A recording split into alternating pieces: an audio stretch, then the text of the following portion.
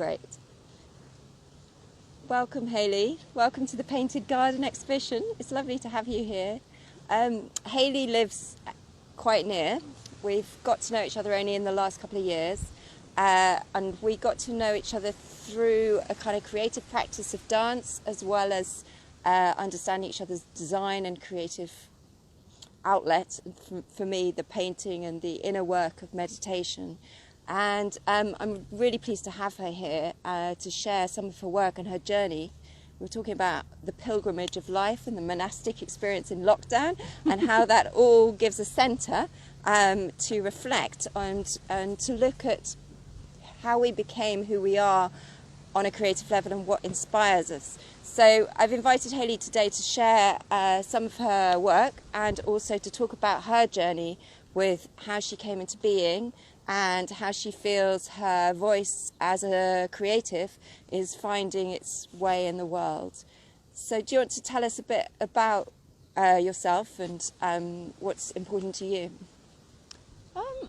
Well, in regards to being an artist and being creative, it's just, you know, I think all artists could agree with this. It is just a part of you, and if I don't feed that part of me, then I have not done that for several years in my life. Yeah. Then I'm like, it's just not good for me. It's like a starvation, a poverty. Yeah, absolutely. And I think only people with that kind of true sense of art would understand that kind of need. So, regards to being an artist, that's my life. That's who I am.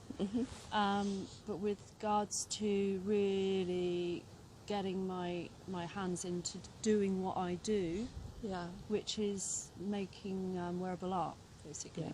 And that started about 15 years ago now, when I moved to a community in South Wales, a rural art space. And I lived in my yurt, and I stayed there for 6 months, and it was a time of transition in my life, and I just picked up fabric and started creating with it, and realised that I have a skill with fabric that was just there that I didn't realise before. And then after living there for 6 months in the woods, me and my partner at the time moved to West Wales, and that's when I just started exploring and getting, several passions, but two was the sustainability of using old garments, and then my art kind of just working together, working in partnership, really. So you upcycle fabric and then turn them into new designs that have a sculptural element in fashion design. Yeah. So sculpture is actually what I specialised in at art college. Great. And I had absolutely no idea that my clothes were going to be three-dimensional and have shapes. It's just, I realised that that's just the way that I see clothes, and how, in those forms is how I work. What was your question? You said something. I was affirming I was affirming the sculptural aspect to them, because they are very beautiful in the way that they redefine the body and give another element to it in how you relate, I feel, to nature. So they're very natural fabrics that you've also found. So there's a kind of needing a resource, like because that's why I wanted to ask you what you said, because it slipped my mind, but about the idea of using old garments in a three-dimensional sculptural way, because when I would have, say, a jumper, and there's so I'm seeing existing shapes in like holes, space. Always been obsessed with space. So I'm seeing arms with holes, and then there's a space with two fabrics inside with a space in between. So then completely cutting that up and reconstructing it, or using one of those shapes, say an armhole, and then what can that be as a vessel on an item of clothing? Well, quite often it was used for pockets. Yeah. Or I would use it if it was wide enough. I would use it for kind of high collars, because I I loved kind of that kind of structure of shapes. Would you say that clothing is an extension of the body, or does Definitely. it? Yeah. So you're Particularly expressing. with mine. So like the most of the things I do are for women. Yeah. So like the female shapes, it's like over accentuating that. So when with the high collars, it was kind of like that you know, putting your head up high and looking up and accentuating that kind of that pride in a woman. Or if you know, with kind of like the curves of a woman with the hips and the you know, the waist and over accentuating that. Yeah. And I loved that kind of putting a quirky element onto it. They're all different. Yeah. So is it a quirky humour kind of element, like a twist, or something you discover and find? Well, I think always when I'm creating, or whenever anybody's creating, your personality is going in for it because it comes from your heart space. Yeah. It comes from, so there's no doubt that that your personality is going to go into that. So regards to it being fun and playful, for example, I can be quite fun, or I can be playful and a bit mischievous. Thank God. Yeah, totally. So I do believe that comes, that my personality comes out through the clothing, and the reason why I'm saying that very clearly is because so many people have said my clothes are really playful. Certainly with the upcycling of jumpers and the colours I use and the textures I use. I think that, I don't know what it is, but it's as if there's a kind of fear about living with joy, and I think there are some people that can't live in that happy, playful vibration because, I don't know, maybe they haven't allowed it in. Yeah. And, you know, that excess point of being able to enjoy everything you do, it's like a sacred art of play, or the journey of kind of happiness, really, like being able to encourage bliss on a daily level with everything you do, like what you wear, what you eat, how you interact, how you take footsteps through the day. Yeah, absolutely. It's a very interesting thing, because it's also about how, if people as adults have the space to play, and if they're willing to sort of see how those interactions and how that movement Totally, it's so true, and actually, resolve itself. Yeah, and that kind of, for me, what you just said laps over into which is the other aspect of my clothes, which is kind of almost slightly unhidden, but because my clothes are different, I don't want them to be like mainstream and on the high street, you know, mass produced. The whole point of my clothes is that they are unique items. And the reason for that is so we can express ourselves in our true sense without hiding, without, oh, I've got to wear my t-shirt and jeans and only because I've got to conform in that.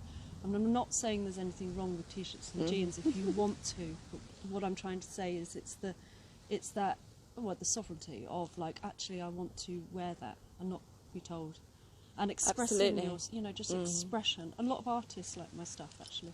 That's what I'm saying. Sure. I think it's about, though, the respect of the handmade, which sometimes gets lost because we all get into fast-paced lives, which we've been allowed to slow down, and actually creativity has got more space at this time. And I think that may be due to the quarantine, the slowing down, and the allowance to represent handmade and to have a relationship with our hands and what we make, because a lot of that gets put off, and so then the value gets put back, and so there can be a bit more appreciation and investment in that energy, whether it's an individual or engaging with someone else that really does value handmade. Have you found people have got more interested recently? Yes and no, but that's partly my fault because I've had other distractions, so I haven't been able to kind of push it, because as we know, we need to get it out there and out there. So well, we're going to talk about the distractions in part 2, but which is another experience that Hayley will share about her sacred work.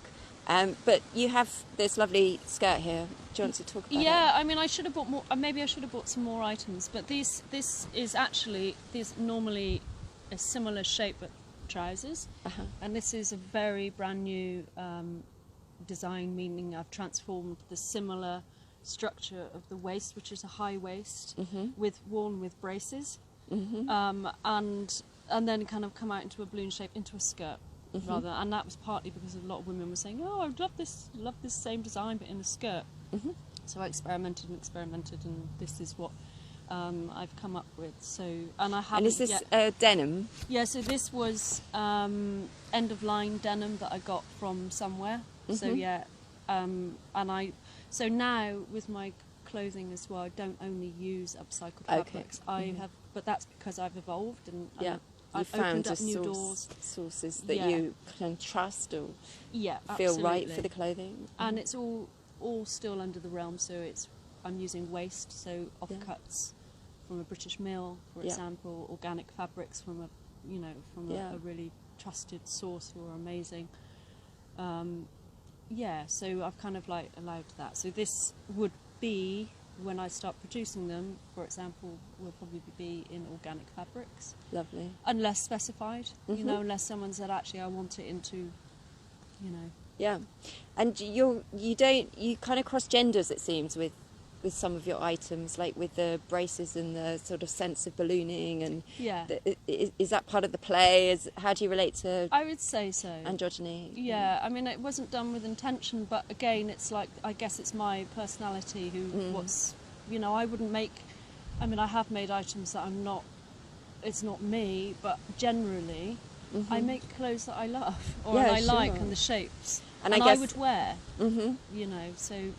The idea of wearing it with braces is definitely that quirky, that playful, that free. Yeah, that kind of freedom to sort of be who you need to be. yeah, exactly. And I love things that are slightly edgy, that are great. Bring up questions. Yeah. Like you just did. Being, possibly, gender. Yeah. And I have had men buy my trousers. Great. My high-waisted trousers, so, which is wonderful. Yeah.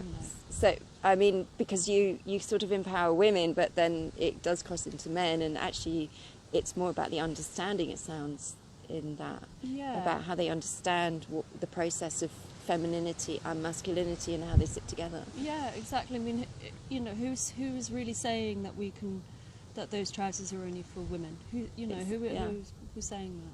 Yeah, that's lovely. Yeah. Great. Well, thank you so much. Tell us what your website is and how they can get in contact with you. Yeah, my website is the 3 W's. www.hayleytrezise.co.uk, and that is spelled HAYLEYTREZISE.co.uk, and then everything's on there. You can contact me via my website, or if you've got private commissions, message, whatever. Yeah, just message me. Smoke signal, it'll all work. Fingers crossed. And you can buy on there as well. Wonderful. Yeah. Thank you